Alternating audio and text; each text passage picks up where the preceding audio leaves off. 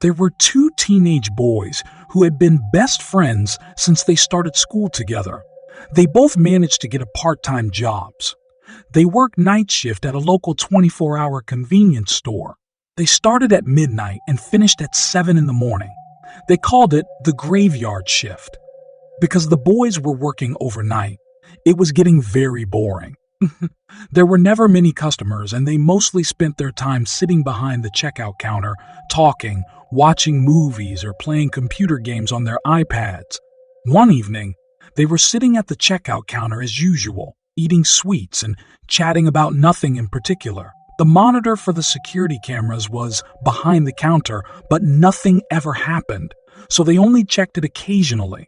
The monitor screen was split into four, displaying footage from security cameras at the checkout counter, the food aisles, the magazine rack, and the parking lot outside.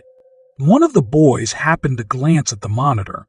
He noticed that there was a woman standing in front of the magazine rack with her back to the camera. She had long, flowing black hair that reached down to her waist. "That's weird," he said to himself. "I didn't hear the door chime go off when she came in." He didn't think too much about it and went back to watching his movie. But something was strange. Half an hour passed, and when he glanced at the monitor again, the woman was still there. She didn't show any signs of moving. He wondered if she was reading a magazine, but when he looked closely at the monitor, he saw that the woman's hands were empty. She was just standing there, staring at the magazine rack. "Hey," he whispered to the other boy, "do you think she's trying to steal something?" His friend also had the same thought and nodded in agreement. The woman's behavior seemed somewhat strange, so the teenagers came out from behind the counter to investigate. One of the boys went down the left aisle and the other went down the right, but when they peeked around the shelves, they were surprised to see nobody there. "Where did she go?" asked the first boy. "She would have had to pass by one of us." Just then, they heard the sound of the toilet flushing. "What?" said the second boy. "How did she get to the bathroom?" The boys went back to the checkout, but when they looked at the monitor, a chill went down their spines. The woman was standing at the magazine rack in exactly the same position as before. "That was fast," said the first boy, puzzled. "Too fast," said his friend. Thinking there must be something wrong with the security camera, the boys went back to the magazine rack. Just as before, they found nobody there. Cold sweat was running down their backs. They both looked at each other, wide-eyed and frightened. Then, without a word, the boys returned to the counter. This time, when they bent down and peered into the monitor, the security camera showed that there was nobody at the magazine rack. "She's gone," said the first boy.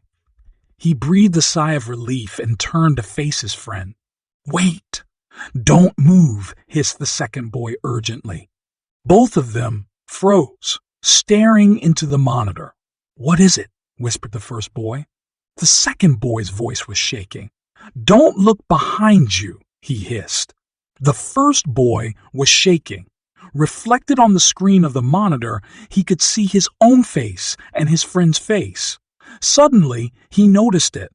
Right between their faces was the reflection of a third face, a deathly pale face, a woman's face. The boys were too scared to scream. They just stood there, staring at the monitor, trembling. A few minutes passed and the ghostly face faded away. "I think she's gone," said the second boy, breathing a sigh of relief. Nervously, he looked over his shoulder and found no one there. The first boy wiped the sweat from his brow. His heart was beating fast. "I don't think so," he said.